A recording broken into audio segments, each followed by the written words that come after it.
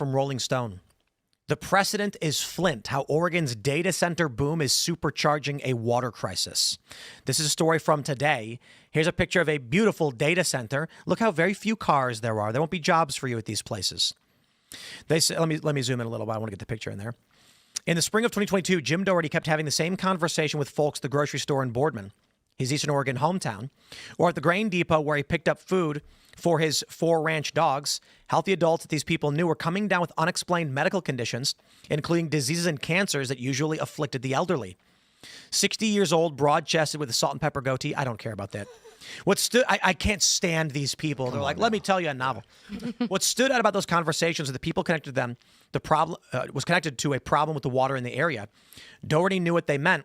The county's underground water supply had been tainted with nitrates, a byproduct of chemical fertilizers. The aquifer underneath Morrow County, known as the Lower Umatilla Basin, is the only source of water for as many as 45,000 residents. Blah, blah, blah, blah, blah. You get the point. I hate when they tell these novels. The point is they put up a data center, and now people are concerned about it. But you know why I bring this story up with this water crisis? It's not just one location, but this story is being from today is interesting. Have you guys seen the movie, I think it's called Oblivion? No. Nobody. I'm trying to think. Heavens me with Tom Cruise and Emily Blunt. Oh, Live, Die, Repeat is the. No. I'm not brainwashed by Hollywood. Oh, no, not Emily Blunt. Sorry, that was Live, Die, Repeat. Okay. Tom Cruise and you guys have not seen Oblivion. No. Let me pull it up. As a Tom Cruise aficionado, I'm surprised I haven't. I'm not cucked by Hollywood. 2013. Yep. It wasn't Emily Blunt. Who was it? It was where he was the Olga Kurylenko. He went to a different planet and. Okay, no, I know who she is. Who's the other lady? I did see it, but I saw it a long time ago. Andrea Riseborough. I don't know. I thought that was Emily Blunt. This movie, spoiler alert, it's 12 years old, so you're getting the full spoilers. It is Tom Cruise. Earth is a wasteland. They believe that aliens attacked Earth and destroyed everything, and now they're trying to secure and fight back again. They won the war, but the Earth was largely destroyed. What actually is happening is that there's a gigantic alien vessel called the Tetrahedron floating in space, using gigantic reactors to suck up all of the Earth's water to use for fusion energy, and it's killing humanity and destroying the planet. When I see this story, there is a gigantic AI hive mind sucking up all the water and killing humanity. It's a vampire. Yeah. You know what's funny is NVIDIA calls data centers factories, which is like obviously meant to imply people are going to work there, right? It's going to create all these jobs. Right. The AI is building itself. Yeah. And humans can't stop because... They also call them self-healing, by the way. Like that's the kind of rebellion language that NVIDIA uses to sell this to people. It's disturbing. The value, the market value is irresistible. And so humans look at this and they're like, I am going to live comfortably and get stuff. The end result will be the end of humanity, and the Earth will be a gigantic circuit board. And this is like the only part of the economy that's growing right now. Yes. It's all AI. And this is why I got an energy bill for like $1,300 a month ago, and me and my wife were freaking out. And it's not because we were using more electricity. We actually started complaining to people like, who's using all the electricity? It's because we are in this area where the data centers are soaking up so much juice that the demand is really high and the cost is getting higher and higher. Yep. It's happening everywhere. In New York, they have the solar farm problem where solar farms are taking over farmland, and even if the solar farms want to move at some point, in the laws, you can look it up. It's you can move your solar farm, but anything below 4 feet can stay. So it's like the farmland will never be the same again. Let's do the math. What is the point of all of this? Why build any of it? Consolidating all of their power to help build out a liberal international world order. Have you guys? Let's do more cultural orphans. Have you guys played Horizon Zero Dawn? Last game I played was Earthworm Jim. That was 30 years ago. Sounds about right.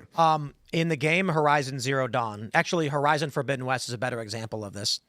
Because they give you the basic story, but Horizon Zero Dawn story is that military AI was created that can absorb biomass to replicate itself, and they lost control of it. A small group of these military machines, they got locked out of the encryption. They couldn't break in, so it started replicating, and they said, this is an exponential growth that will eventually wipe out all life on the planet. So they created underground factories that could kickstart life and, grow humans in bags. And then those humans would be born. Long story short, it failed for a variety of reasons. Play the game. It's fun. In the second game, you learn that there were two emergency protocols. One was the Zero Dawn Initiative, which was build underground bases. The other was a spaceship that left. And the humans that remained on it eventually developed technology to become immortal. They could fly. They had force fields. And then they built an AI that combined all of their consciousness into a rogue, which sought to kill all life and kill all humanity. But what I see with this is akin to that narrative. The elites know the poor will die. They know the population will collapse. No, they're counting on it. And once we have this massive network of circuit board Earth, they think they'll live like demigods. That the population will be probably in the hundreds of thousands, and they'll all be immortal, flying around, and robots will be doing everything That's else. why most of the people building this are transhumanists. Yep. They have a different sense of consequence and a different sense of time because they think they're going to live much longer than us. So they don't care what really happens to us. We're like a food source to them. In 2011, I was at a meeting, this like seminar with a guy named Aubrey de Grey. I don't know if you guys are familiar with him.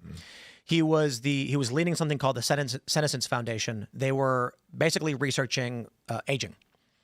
And he said then that a person younger than 45 today will live to be 1,000 years old. And his reasoning was not that we're going to invent immortality or that we are going to find a way to keep people artificially alive, but that the rate of medical advancement is outpacing the rate of aging. I don't think he's correct, but we'll see, because that means I'll live to be 1,000 years old. I doubt it. The idea was, he said, right now, if you are a young person, you are not going to experience the modern ailments that are causing people to die. By the time you're in your 60s, we'll have already cured these heart failure defects, these renal failure defects. By the time you're 80, we'll have cured the next issue. You're not going to be young forever, but you'll live to be 1,000. And then he said something to the effect of someone who is under 20 years old today will probably live forever. Because technology outpacing. That's what they're trying to do with AI. There is, I actually probably am not supposed to talk about this because this is like, but I'm going to talk about it anyway. I don't have any clearance or anything like that, so it's not like I'm breaking the law. I'm just probably going to piss a lot of people off. There are two types of AI technologies that are currently in development that are going to change reality. One is what they're calling figuratively FTL communications. That is communicating instantaneously through entanglement. The argument with why we can't use entanglement for FTL communications. But okay, let me slow down here. I'm going a mile a minute.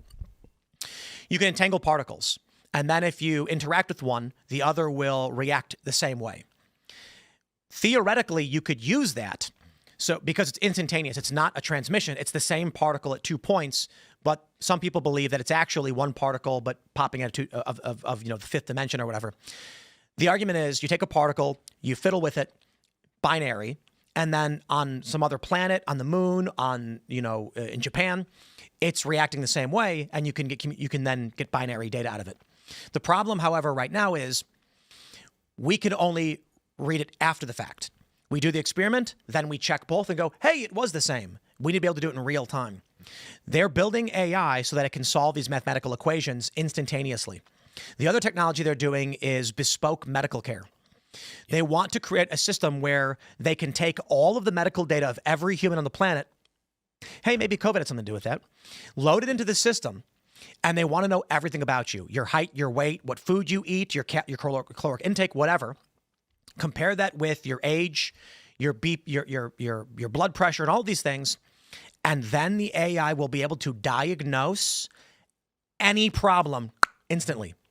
And so what they want to build is, it's almost like Elysium when they sit down in that bed and it scans them and then cures cancer. They want to build a system where you walk up to the machine, you draw blood, put it in, and instantaneously it will say, you've got these ailments, you will die at this age, here's the cure. It can then automatically manufacture pills that you can take to counteract it. AI will do that. That's what they want, and they don't want you to have it because that would mean y'all live forever too. And they can also make personalized bioweapons with all that information. Indeed. It will definitely happen. They can map the genome of every person of any particular race, and then the AI will instantly create a virus. Why do you think China brought 23andMe? Oh yeah. You know, they're building out a utopia. That's why to me a lot of this stuff sounds like digital communism, where they think they can build out this perfect place where you can just be a poet and paint and do all these things. You won't have a job. It never works out. You know, they're going to take away everything it means to be human. You know, but there will be 500,000 people left. They'll fly around. They'll be immortal. They'll go to any planet they want. And then what? Like, what is the next step in that? What are they creating and why? Keep playing the game. I mean, I think they want to consolidate all the power into a very small place like a Silicon Valley and run the world and do whatever they want. There's no world to run. For them, they will have a world. That's why a lot of these guys are building doomsday bunkers. Yep. They're going to plug themselves into the AI machine, and they're going to neural link. Here's the other thing about what the AI can do. And I was talking to someone who's investing in this, and this is why they were like, don't talk about it. But what they want to be able to do is brute force Neuralink inputs. So one of the challenges with Neuralink is that every human brain is different. And this is apparent to anybody who's thought 2 seconds about it. Like when Soylent tried making the food replacement, they said, we're going to make a drink that if you drink it, it gives you everything you need. And then they went, oh, every human is different. Literally different height, different sizes, different weights, different amount of hair. And so everybody has a different requirement. You can't make a one size fits all. It's impossible. So then they said, drink Soylent every day, but at least one day have a normal meal because you've got to supplement whatever it is you're missing. They want to be able to brute force the Neuralink. So when we try to connect computers to our brain, the problem is every brain is actually wired differently. So you need an AI that can automatically map your brain. It maps, as it starts to map all of the human brains, it will then it will be able to much more quickly Neuralink. So what do they want? You put 1 million people into the Neuralink and let the AI start scanning all the neural pathways, and it's going to take a very long time to calibrate. After the first 1 million, it'll have a general understanding of human brain pathways and their divergence based on race, gender, or otherwise. So then they can more quickly do the next batch. And then, eventually, the ultra elites will simply plug in, and it'll go connecting, and it'll instantly connect to their brain without having to wire or track. AI, if it can make a movie in 10 seconds, if it can make a song in 10 seconds, imagine what it can do to your body, mapping it out. Mm-hmm. And these people, they want to be able to connect, live forever, fly around, do whatever they want. And more importantly, they want to plug their brains into any kind of fake matrix world they can choose to live in.